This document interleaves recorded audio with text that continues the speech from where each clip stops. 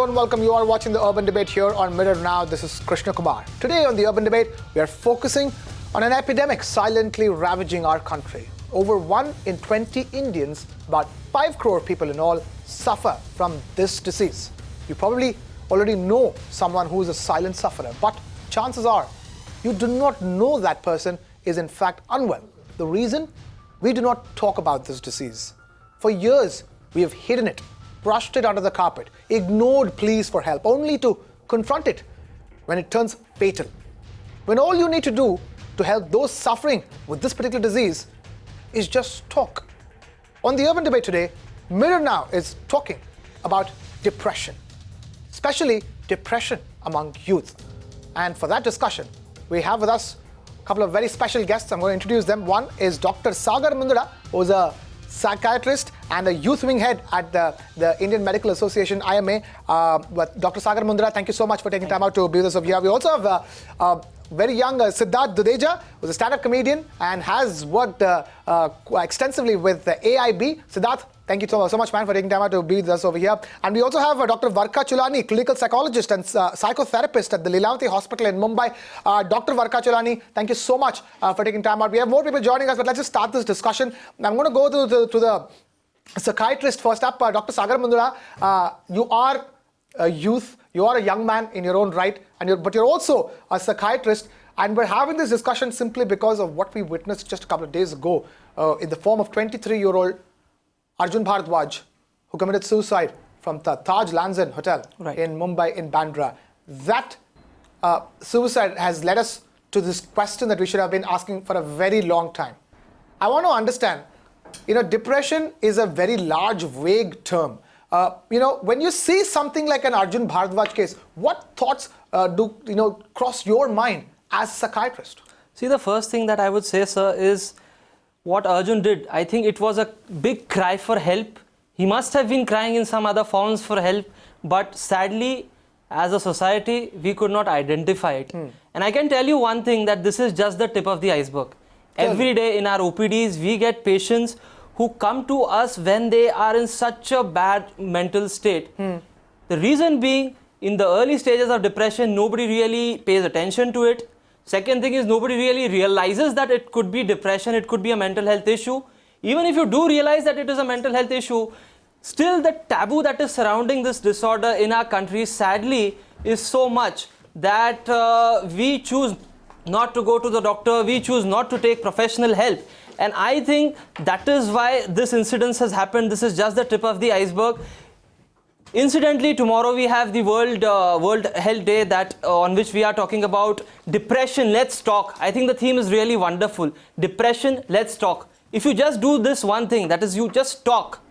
First of all, you have to talk on a larger scale, because this, as you very correctly said, is a silent killer. Nobody really talks about it. There are only whispers. There is only talk about it in closed rooms. Nobody is really ready to come out in the open, at least on a larger scale. That is one. And the second thing is, if you talk to somebody, as they are saying, let's talk, the chances that you'll get depressed, the chances that you'll suffer from such a disease, I think really go down. So I think it's a wonderful theme that has been kept by the WHO, and it's very pertinent too, because as the WHO has said, that more than 30 crore people all around the world are suffering from this menace at this very instant, out of which more than 5 crore are from our very own country, and I really doubt even half of them might be getting treatment or not. 5 crore is a massive number, Dr. Sagar Mundada, isn't it? It's good enough for 2-3 states in this country, 2-3 small states in the country put together, and to form a fairly large state. 5 crore Indians, keep in mind, 1 in 20 Indians suffer from depression. That's the reason why Dr. Sagar Mundada was making the point that World Health Organization is keeping depression, let's talk, as a theme of the World Health Day this time around. I'm just going to go to Dr. Varkha Chulani as well before we take it to Siddharth.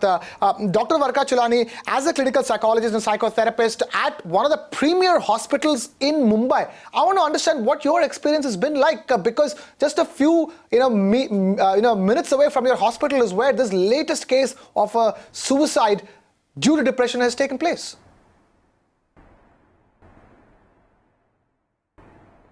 Yeah, so if you listen to the data which was provided by the newspapers, and that's all that I've really read, okay, he did reach out to his parents and tell them that he was disturbed. Unfortunately, I think a large part of untreated mental illnesses go untreated because as parents we are not paying enough attention to what our children tell us. So it's very well to say let's talk, but who is there really to listen to a youngster when he wants to pour his heart out? I think in an urban scenario, especially in modern day age where everybody's so busy on WhatsApp chatting frivolous things, when actually a child is reaching out to you and asking you to listen to them, the parent is either too involved, too busy, or just completely dismissing what the child has to say. And I think a large part of emotional trouble may not necessarily be chemical and is largely a result of the busyness of our everyday lives, actually busy doing nothing if you actually see the productivity and the output of what we produce every day. I think the whole gamut of keeping up with the Joneses, running after materialism, that the human being today unfortunately is being isolated, is being alienated, and has really no one to connect to.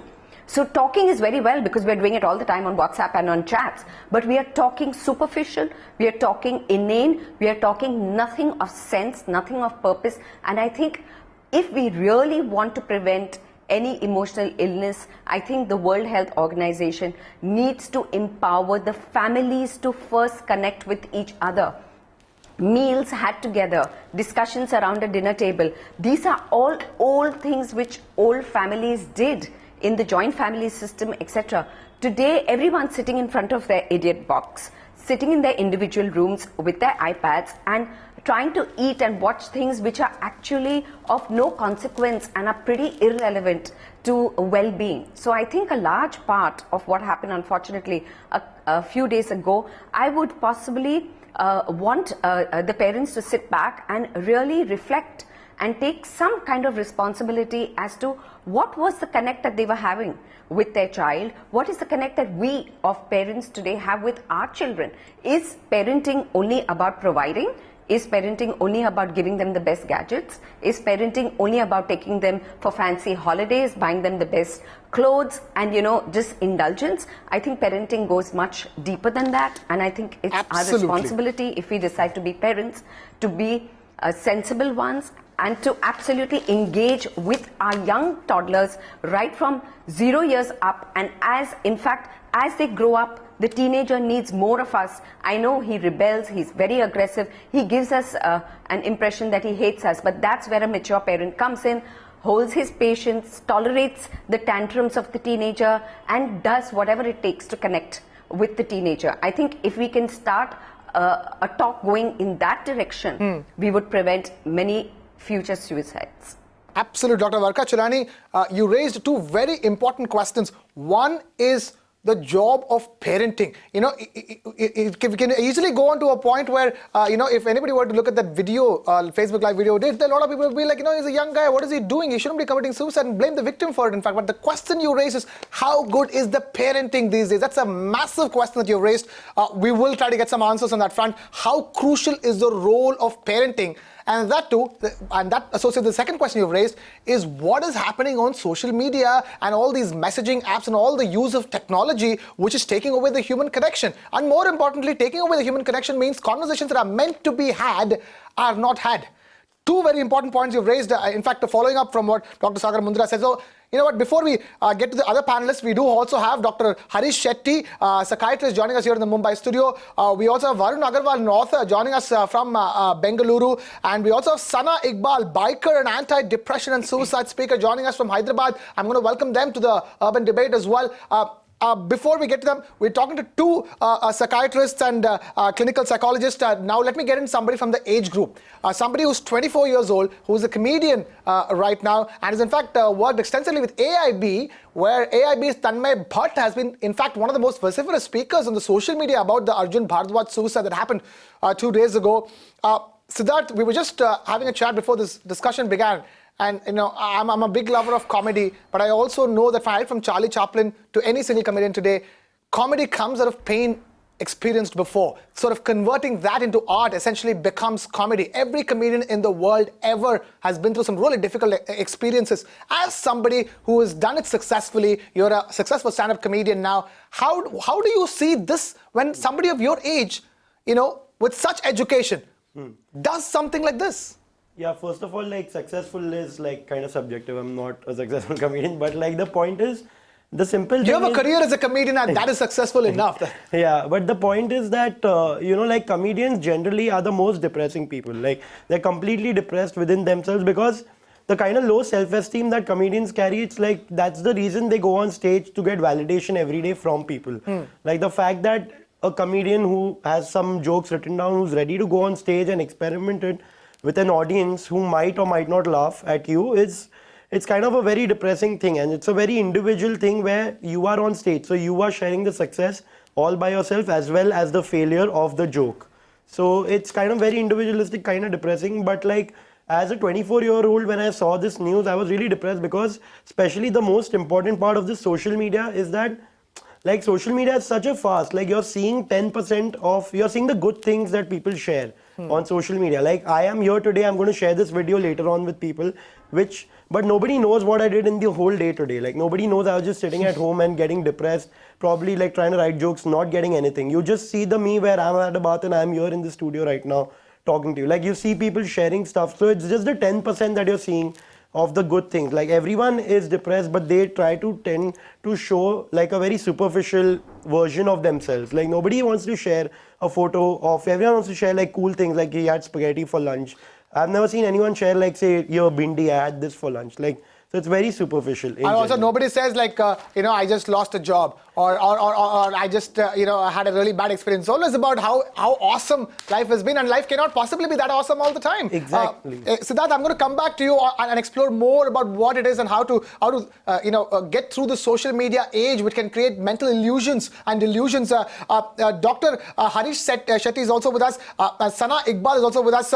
I'm going to take this quickly to Sana Iqbal. Sana, we just were seeing quotes of Deepika Padukone, who came out openly and spoke about her experience with depression and how when she admitted to it, there was support coming in from all fronts, and hence she could sort of come over it. You are somebody who's an anti-depression.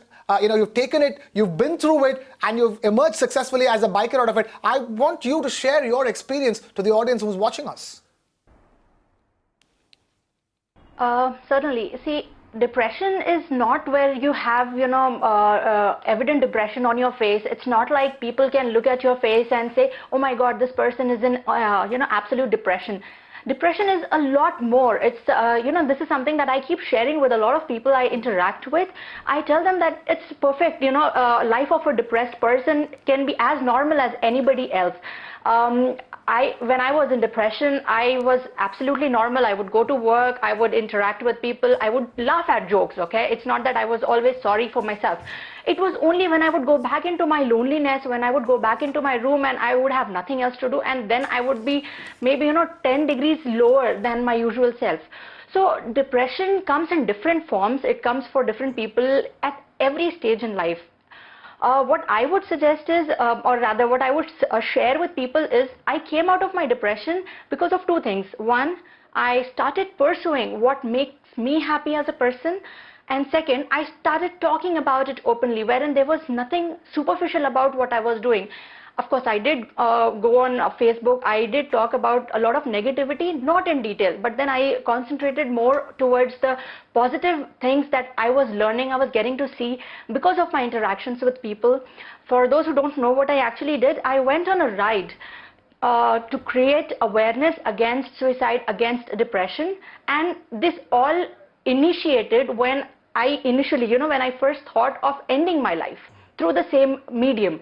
So what I would suggest to anybody who is feeling sad is talk about it, and the others who are listening, please don't tell them to ignore. Please don't tell them it is common. Please don't tell them that you're wrong. Just listen, because a depressed person only wants somebody to understand. Whether you understand or you don't understand, it's a separate story altogether, but please don't shun them. Please don't, shame them. Try to understand emotions. So that is something I would suggest to people who are watching the show right now.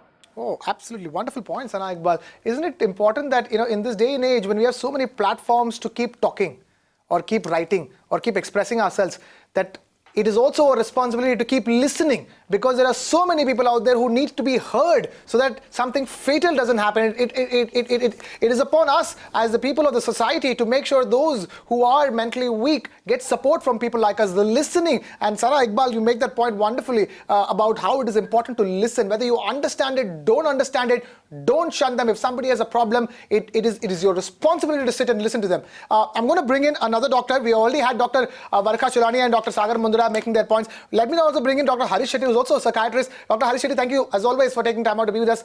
You've heard two doctors, you've heard people from, you have Sana Iqbal and Siddharth Dudeja, the young people, one in fact who's been through depression and suicidal thoughts, who's emerged so successfully out of it. What do you make of something like, what happened with Arjun Bharadwaj a couple of days ago? In fact, he went on Facebook Live, on a how to commit suicide. It speaks of very dangerous signs as far as the kind of environment that our youth is growing in. My condolences to the family, and I would not know what happened to him, and it would be unfair to comment on him. But those who would want to die, remember, they have a fracture of the mind. Depression is fracture of the mind. Stress is strain of the mind. Now what happens is most of us say the wrong things to depressed people. Don't think too much. Nothing is wrong with you. Look at me, how good I am. Come on, go for a jog. Go for a run, do yoga. But when the mind is fractured, Sain Dharavi and Switzerland appears to be the same. There's a big load inside the head. It's like a stone. It's emotional paralysis, emotional coma. Depression is very invisible. Depression is very cunning. It comes in various disguises. So it's very important to really make the invisible depression, invisible state of the mind visible, which means if somebody is saying, I'm excessively tired, all reports are normal. If somebody is saying excessively irritable, I don't know why. If somebody is saying I just oversleep and I don't know why. If somebody is saying everything, I am responsible for everything, I think one needs to be very alert. I always tell families that if your family members are missed out on the WhatsApp group, they're not reporting on the WhatsApp, then go to them and ask them what is wrong with them. If in your building, if a family has kept themselves isolated, it's our responsibility to go and knock. If your friend has refused to say hello to you, it's important to go and ask. No, he's not arrogant. It's not his attitude, but he could be depressed. So let us understand that more people die of depression than dengue and malaria. Depression is very common. There's an epidemic of gloom around the country, and it's very important to identify them early and see that they seek help. Now, one point which Ms. Chulani said, that who's there to talk? Actually, we can't blame parents for that. We are in the midst of reckless globalization. Parents have no time.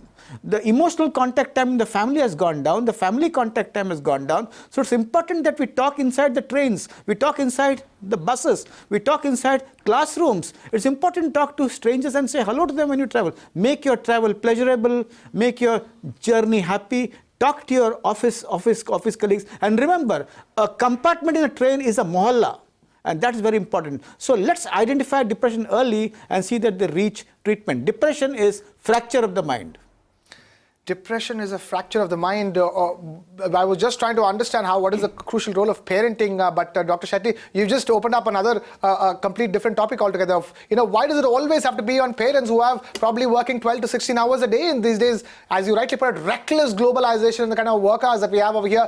Why can't just regular people on the street be more friendly? That will just save the trouble, and we can do that ourselves. I'm going to bring in Kashyap Swaroop, another stand-up comedian, another somebody from the young age group of 20s who's here with us. Kashyap Swaroop, you've been hearing the doctors, you've been hearing other people on this panel as well. I want to talk to you as two. One, as somebody from that age group which we are worried about right now, the 20-somethings in this country who are busy on WhatsApp and social media. I want you to tell me, how, as you and your friends and all that you've met, you've met as a stand-up comedian as well, where is the problem over here? If you can talk to us as a member of society, as somebody who's part of the extended society of Arjun Bharadwaj, if you can talk to us, tell us, where are we going wrong? So firstly, I just like to start by saying I did know Arjun. He's actually been to a couple of open mics, so he did try his hand at comedy. Okay. So I remember his face, and it's very scarring to know that this guy is no more. So my sympathies to his family.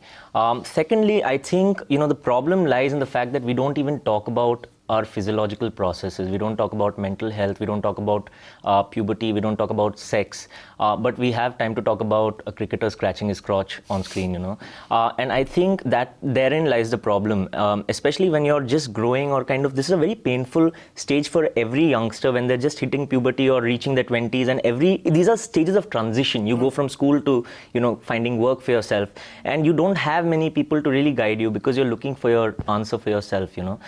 So I think if we just start talking about problems such as these physiological problems, mental health, then I think that's where we'll finally strike like a chord or a solution, I think. Is it also that the people in your age group sometimes, because of, most of them were born and raised with internet connections in their hands, unlike, one generation before, people like me who didn't have computers for the longest time. We had to go out there and play some stupid game on the play field, talk, fight, have actual, human interaction fights rather than Facebook comment fights or WhatsApp fights. How much of that sort of contributes there? Because my big concern is how much is social media, addiction responsible for, things like depression?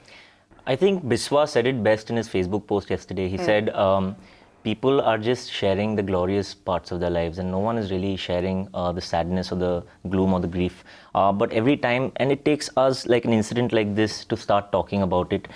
So I think social media, we should just all ignore. It's just a bunch of things that you don't, I won't say the word, but it's just a thing that you don't really want to focus on. We all really need to seek for our answers inwards, and we need to kind of seek guidance from our seniors also, but always understand that you are the only person who can help yourself truly. You have to understand where the problem lies.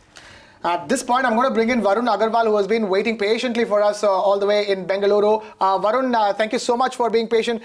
As an entrepreneur and an author yourself, as a young person who has to deal with all the difficulties. I mean, entrepreneurship is not easy. We've seen what has happened to startups, even, experienced people when they do startups and, when they had to be an entrepreneur. It's not easy at all. And they tell you mental strength is the most important thing for entrepreneurship. As somebody who's sort of, been on that trial by fire and who's seeing all these, news items and India fast becoming the depression capital of this country, I want to understand, as an author, as an entrepreneur, as a young person in this country, what are your thoughts?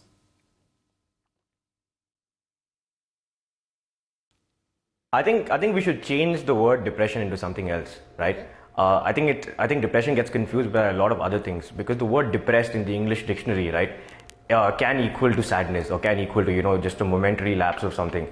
For example, like, let's say you fail in exams, you hear your fellow friends telling you, don't be depressed. I went through depression when I was in college, and the best part was depression hits you like a disease. It's like pneumonia or dengue. I'm no expert, I'm sure the doctors will know better. But when I was in college, I never drank, I never smoked, there was no access to much social media then. I was doing pretty well in college, but suddenly I was depressed. Suddenly I didn't feel like getting out of bed. Suddenly I didn't feel like making conversations with anybody. Suddenly I didn't feel like doing anything. I felt my life wasn't worth living, and I've had suicidal thoughts many a times. The best part was, I didn't even know that was depression. I didn't even know I was going through depression. I just thought that, I was just sad because I was in engineering, or maybe just I'm going through all of that because of that. But I just wish somebody told me that I was depressed. I was under depression, and that it's like a disease, like pneumonia, and it can be cured by just going to a doctor and speaking to them. The best part about depression is you don't feel like talking to anybody. I didn't feel like talking to my parents about it. I didn't feel like talking to my friends about it. I didn't feel like talking to anybody about it. And if somebody would have come and spoken to me about it, I wouldn't have spoken to them about that at all. That's my concern with depression. It is such an inclusive disease. You cannot open up about it. And it results or blows up into something like the suicide that the Bombay kid came up with. I really think it's the parents' responsibility to check warning signs, remove the stigma that going to a shrink or a psychiatrist is wrong. I still believe 90% of Indian parents think that if you have something wrong with your head, that means you're mad, right? And they would say, if you're going through under depression, stop thinking about it, or do something, like the doctor said, go exercise or do something else, take your mind off it. No, but depression is not that. You can't do anything. You can't do anything about it. And I really wish Indian parents understand that you need, if you see any warning signs of depression in your child, take them to a shrink, take them to a psychiatrist, do a check. Never let this go, because once it crosses that phase, you will end up in something like a suicide. You can't help it. And I'm telling you this because I've gone through it. And the best part is you cannot talk to anybody. You will not feel like talking to anybody. So my request to all parents out there, going to a psychiatrist, going to a shrink, there is nothing wrong with it. And I believe that depression is just like any other disease. Take your child, if you see any warning signs of depression, take your child to the doctor, get it sorted out. And schools and colleges, please start talking about mental health more. Please start talking about sex education more. There are a lot of children who are students in your school or college who may be going through this, and you can save their lives by talking about it. What a valid point. Another valid point coming in. Dr. Sagar Mundada, you wanted to comment on what he's saying? I think Varun has made a very, very beautiful point there. Every day, suppose I go to my hospital, or you go to your office, and your boss shouts at you. You might just go to your friend and tell him, okay, I'm feeling depressed today. Yeah. That is a very common emotion that is felt by everybody. There is a difference between being depressed, being bored, being frustrated with today's situation, and being chronically depressed. As he wonderfully put it, depression, like pneumonia, is an illness wherein there is a certain amount of dysregulation, certain amount of disbalance in the important chemicals of your brain. Just for everybody's sake, suppose you consider a car and you consider its engine. If there is no fuel and you tell the driver, okay, now with willpower we have to make this car run, it is not going to run unless and until there is fuel in that car. Similarly, in depression, as Varun pointed out, you just don't feel like waking up, you just don't feel like doing anything, you just don't feel like doing anything. Why? Because the basic fuel that runs your brain is running dry. And unless and until that basic fuel is provided to the brain, the engine of the brain, your brain is not going to come out of it, your mind is not going to come out of it. So you just can't have your way with willpower through depression. That is a misconception that many people have. Being depressed is a very normal thing. It is not it is not a disease, but when we talk of depression as a illness, it is imbalance of certain important fuels or chemicals in our brain. We need to understand that. That is very clear. Dr. Harish Shetty, you want to comment on that as well? Yes. In fact, let us screen every student for depression in the city of Bombay and all over. I'll tell you why. If you have pain in the chest, you will go and do an ECG. Immediately. You will not say it's because of gas. Similarly, if somebody is expressing ideas which are very, very negative, dark, let him get screened. Mental health science is not rocket science. It is neither philosophy, but it can be executed by a simple test. PHQ-9, Patient Health Questionnaire 9, is a quick self-administered screening tool to screen yourself for depression. Now, second point, social media. Let's not demonize the social media. Facebook is also a counseling space. A lot of people share their agonies on Facebook. We have saved many lives because people have shared their agonies on Facebook. So let's not demonize the social media. It's important to screen every student. It's important that every college has a full-fledged counseling center. Colleges are rich. They spend a lot of time in festivals, but they don't spend money in building a good counseling center. NMIMS, 9,000 students, but no counseling center, just one counselor. All right, Dr. Varkha Chulani, you want to comment on that? Because one is that you made the point about parenting. Can I come in here, please? Please go ahead, Dr. Chulani. Yes. Yes, so I would say I think a very important facet in the home is food and nutrition and sleep and rest. I think they are the two primary factors which possibly augment depression. Depression is not always chemical. It is often caused by lack of nutrients. And with all of us trying to be size 0 and trying to look our fittest and our bestest, there are a lot of people who are unfortunately going on crash diets, staying awake all night, trying to be socially media savvy, and then compromising on rest and sleep. And if you've got lack of nutrition and sleep, you are compounding an already emotionally vulnerable condition.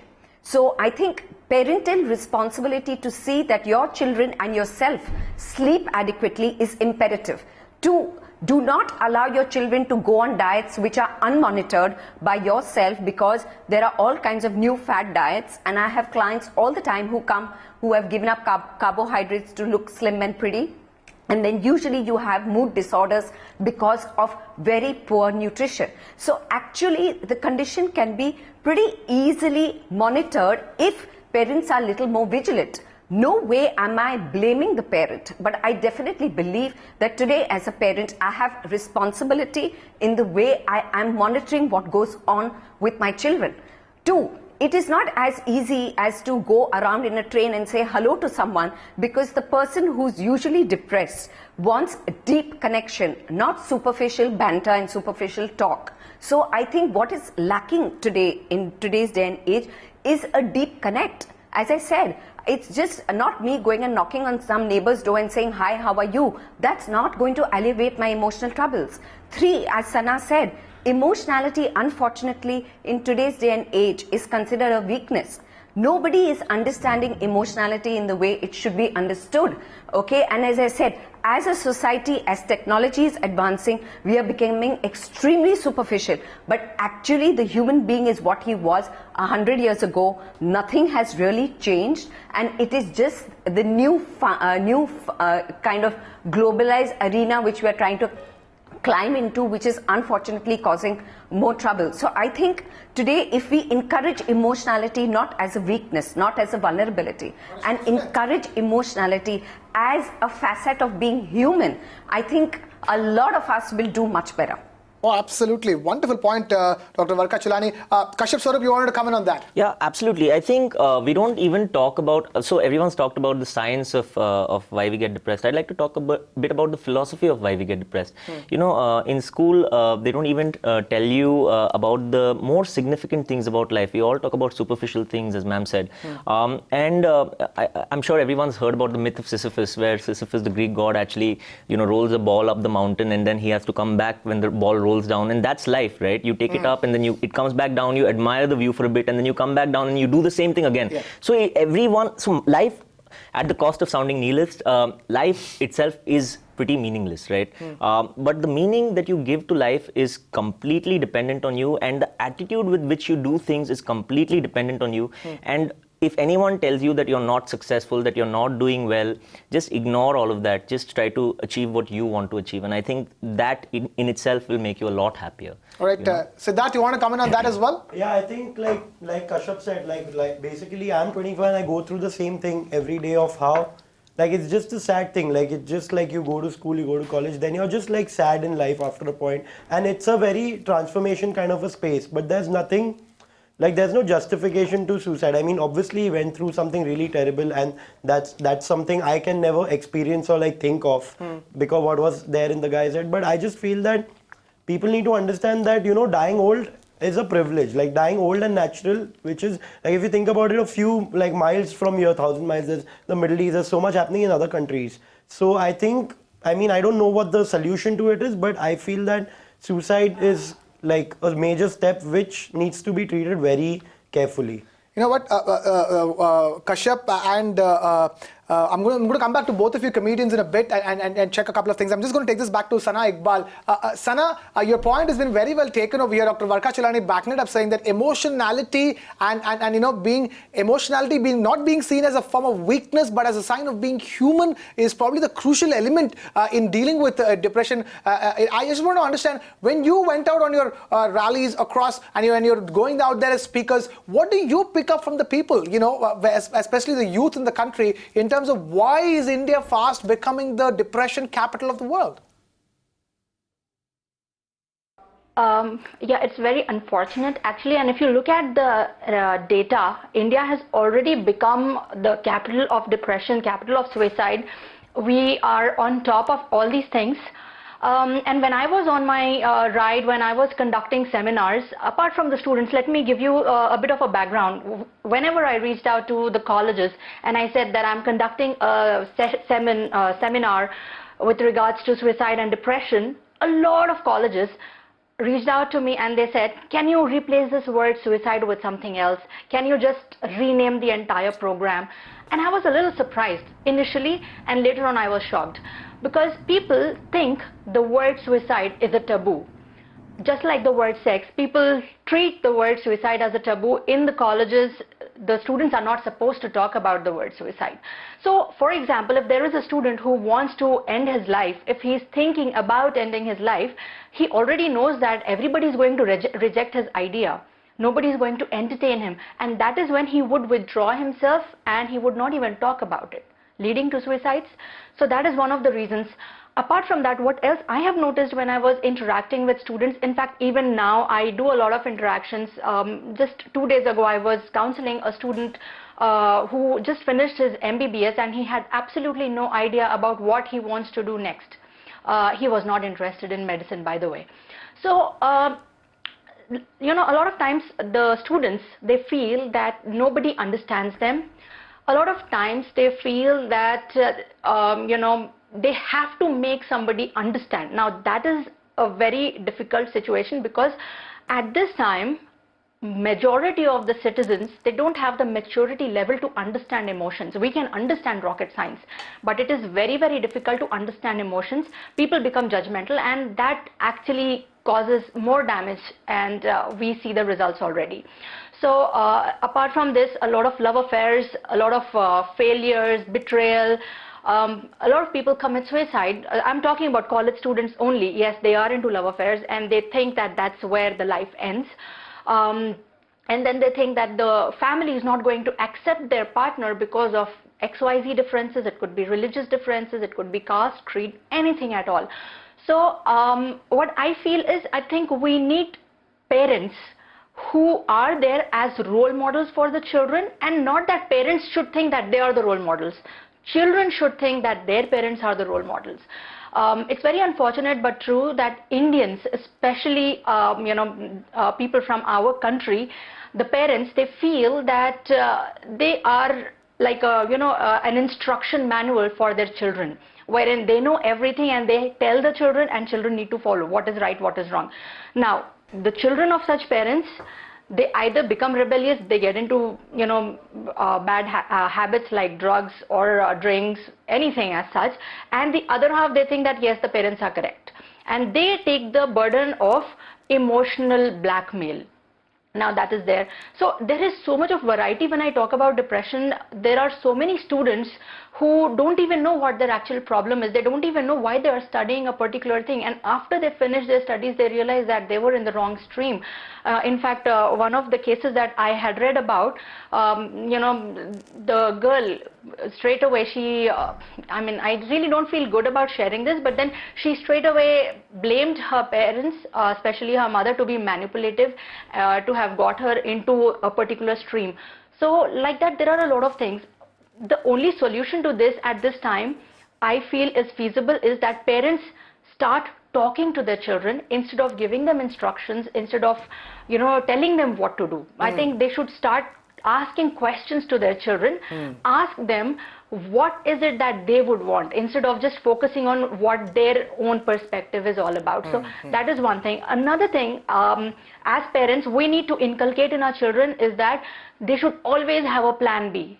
Plan B for everything in life, and that is where a lot of people fail, because they feel that this is the position they want to reach, and the moment they reach there and they fail, they don't know where to go next. So a plan B, be it academics, be it personal decisions, be it holiday destinations, no matter what, plan B is always a must, and I think this should start from the families. You know, otherwise any other measure may not, you know, be feasible at this time. So this is what I feel, this is what I've observed. All right, Sana, I know Varun, you want to comment on this, you want to make a point, and Dr. Harish Shetty as well, both of you want to make a point. Just hold on for a second, both of you gentlemen, because we have a caller coming in, Mr. Raj Surana from Kolkata. Sir, please go ahead.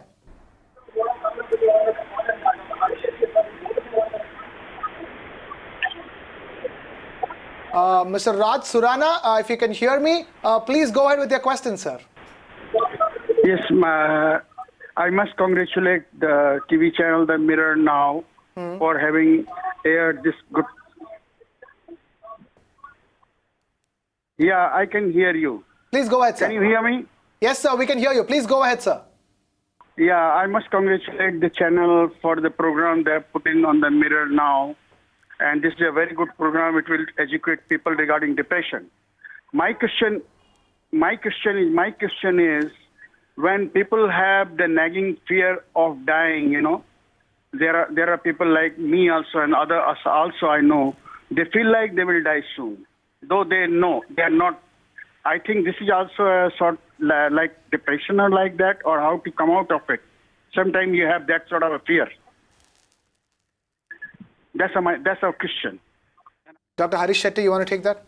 I think we all are scared of dying, but if we are preoccupied with these thoughts day in and day out, we lose our functioning status. We are not efficient in our work. We might get lost. I think you need to explore this thought. Where did this thought really come from? Has it come because your close friend has died of heart attack of late? Is it that somebody, you have attended a funeral of somebody who's very, very close to you? Or is it that you have an illness which you feel you are interpreting it in a very exaggerated manner? Try to reason out yourself. If not, share with your family. If not, share with your friend. If not, share with a friendly neighborhood counselor and get this misinterpretation of your thoughts, cognitive distortions corrected. But if it causes insomnia, if it causes sadness, if it causes just no interest in life, no interest in living, no interest in working, then you should go to a friendly neighborhood psychiatrist. Mr. Sarana, I hope you've gotten your answer. Please do reach out to your friendly neighborhood counselor or psychiatrist as soon as you can. And even as you do that, please make sure you talk your feelings out openly with your family members, with your closest friends, whoever is possible. And if that's not there, do not waste time. Please get yourself to a psychiatrist or your local neighborhood counselor at the earliest. And I'm going to bring in Varun at this point in time. Varun, you wanted to come in as well. Please go ahead. Yeah, at this point, I just want to say something to our parents, adding to the other panelists' points. There's something that I wrote 2 years ago, and it has been quoted by many school principals and it's gone viral on Facebook. It says, "Dear parent, the exam results will be coming out soon. I know you're really anxious for your child to get a 90% or at least beat your neighbor's son or daughter. It's a matter of your reputation and your standing in society. But please remember, amongst the students who've given the exam is an artist who does not need to understand math. There's an entrepreneur who does not care a damn about history or English literature. There's a musician whose chemistry marks won't matter. There's a sports person whose physical fitness is more important than physics. If your child does get top marks, then great. But if he or she does not, then don't take away the self-confidence from them. Tell them it's okay, it's just an exam. They cut out for something bigger in life. Tell them no matter what they score, you love them and you will not judge them. Please do this and watch your children conquer the world. One exam or a 90% won't take away their dreams and talent." Having said that, I think the conversation that has been happening amongst all panelists, I just feel that depression is very black and white, right? Depression can happen to the best of people. Somebody like Deepika Padukone underwent depression. She's a famous, successful actress. So I really believe that let's start treating depression like a disease. Let's start calling it some other name, and let's start treating it like it's pneumonia. And let's start saying that if you're depressed, just get help. If you're going to look into all the factors that come into, how do you get pneumonia or a dengue, then the conversation will never end, right? India has actually always been a big hub for depression. The reason why it's coming out now is that people are talking about it. But I really feel that let's treat depression as a simple disease. It is a disease, needs to be spoken like a disease, needs to be treated like a disease. We could get to causes and symptoms and all of that, but that's never ending. Depression comes to the best of us. Depression can come to anybody who's supremely happy in life and suddenly can get depressed. Let's treat depression that way. Let's treat it as a simple disease. Let's not create too much of hype around it, and let's be more self-aware. Let's be more especially when it comes to children, look out for the signs of depression, get them treated. That's about it. I think we're just overhyping this whole thing.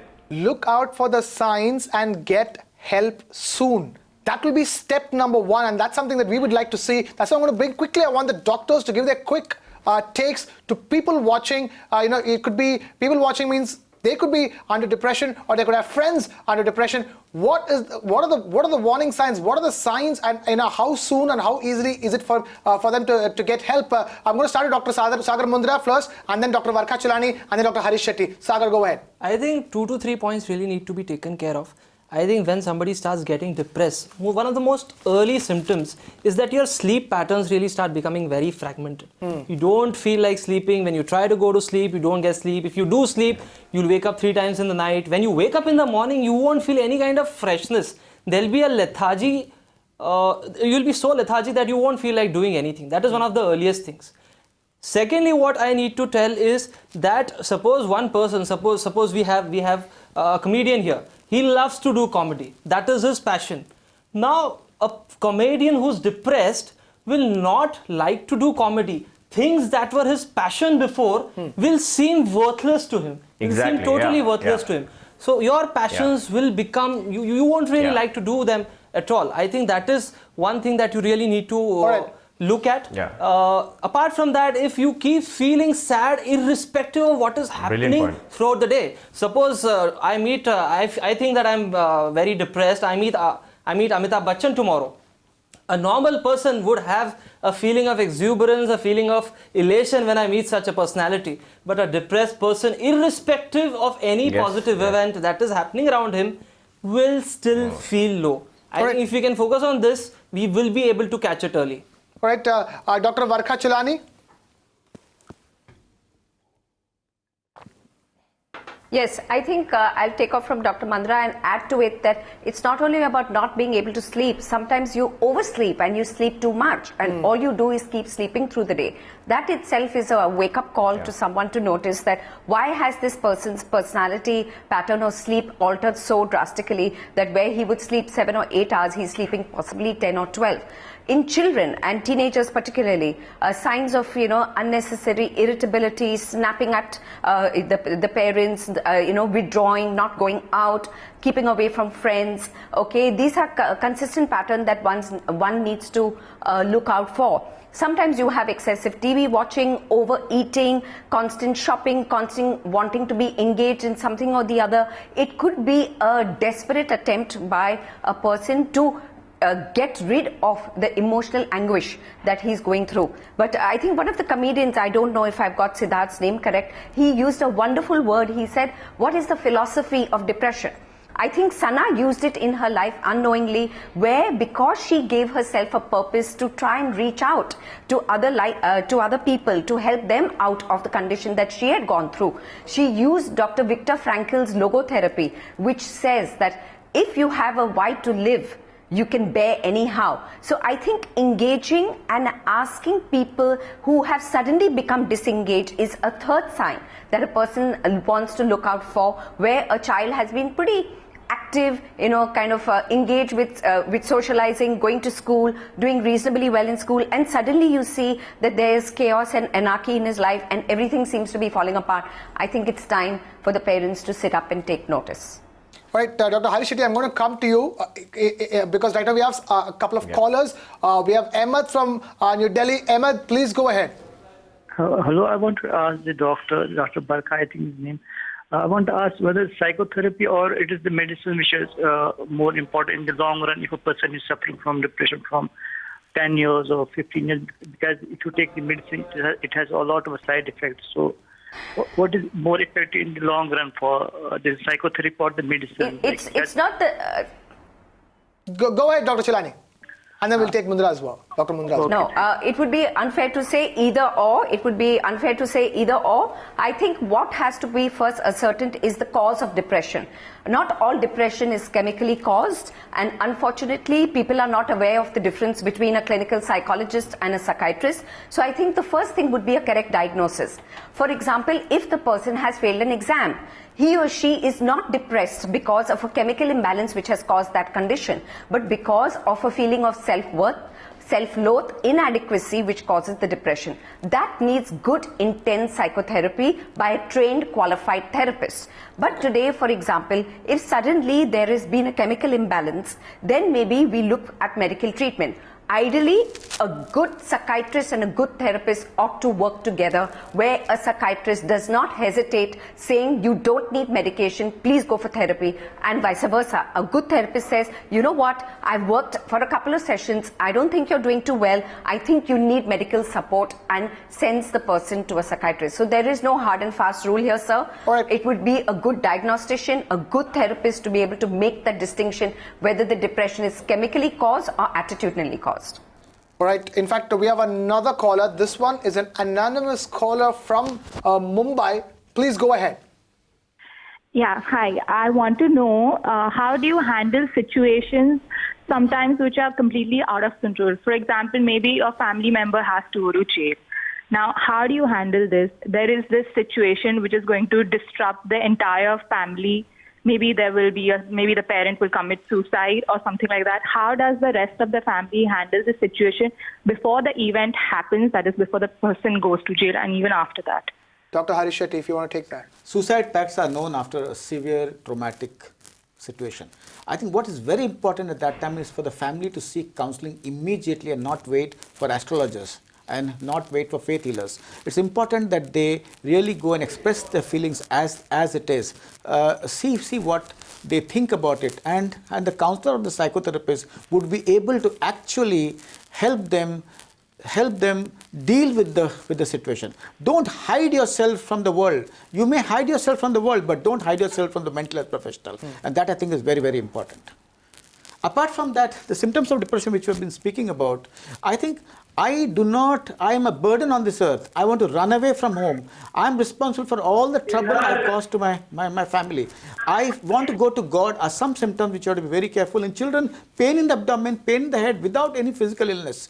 Not wanting to go to school, school phobia or phobia to college is also a sign of depression. Also vague aches and pains inside the body, throughout the body, and excessive fatigue without any physical cause are some uncommon signs of depression which we need to really look at. Sometimes some young boys or girls, when they feel very depressed, they might want to commit suicide. They might give chocolates to everybody and say, bye, I may not see you again. Take this very seriously. Screen every suicidal thought through a mental health professional. And also what is important is that we are trying to live 100 years and 10 years. The brain has not changed. Depression is caused because we are stretching ourselves too far. And what is very important is there are many people inside homes who are lying alone. When I said you need to go and knock, I mean healthy people should go and knock at people who are withdrawn and should help them come out of depression or see that they go immediately for treatment. And lastly, disconnection is a consequence of globalization. It's worse than HIV. Stress and depression is a consequence of disconnection. While traveling, let us reconnect so that we remain healthy. Emotional hygiene is important. Taking care of emotional hygiene can prevent depression in many. All right, so I'm just going to end this entire discussion. We've heard the entire medical analysis of. I have a question. Varun, go ahead. I have a question to all the doctors here. See, because I've gone through depression and I know people who are outside cannot gauge it. So my question is, let's say somebody is going through depression, right? Now the symptoms of depression are very confusing, right? For example, if you're waking up late or you're sleeping early, your parents blame it on your phone, right? For example, if you're feeling worthless, your parents blame it that you're not ambitious, right? The symptoms of depression are very confusing to a parent. They think that the child is lazy, or the child is non-ambitious, or the child is too much on mobile phones, or the child is hanging out with too many friends. So they blame all the symptoms because of that. How does a parent accurately gauge that their children may be going through depression? And how is an accurate way for them to tell that this could be early signs of depression and not blame it on all the other excuses that they usually blame it? Right. And how do they break the stigma of going to a doctor and getting that checked? Right, Dr. Harish Shetty, we have 30 seconds left on the show. If you can give us a quick answer in 30 seconds. Parents need to not diagnose depression. If they have any doubts, please rush him or her to a friendly neighborhood psychiatrist at the earliest. It's his job to find out if there is depression or not. And for all young boys and girls, there are many boys and girls worth living for, no boys and girls worth dying for. There are many exams worth living for and no exams worth dying for. Well put to every single young person watching. I wanted to come back to answer.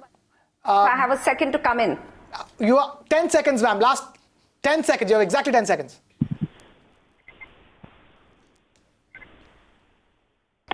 So, Varun, I'd say that unfortunately we parents are extremely judgmental and we make a lot of assumptions about our kids. The best way, I think, to check whether your child is undergoing depression or not is to hopefully have engaged with him long enough to know whether he is on the phone, whether he's not ambitious, etc. So I think a kind of a one-to-one, a deep interaction with parent and child will give the parent a perspective whether this is really an alarm signal or not. Absolutely. In this situation, parents should rush to the doctor and not wait for too long. Let the doctor screen whether it's depression or not. All right, very clear. There's no doubts over here. I'm going to thank each and every single panelist, the two comedians we've got, the doctors we've got, people who've been through depression, who are now campaigning against depression. Thank you, all of you, for taking time out to be with us here on the Urban Debate on Mirror Now. And with that, we need to wrap the show up. Thank you so much for watching. This is Krishna Kumar saying good night.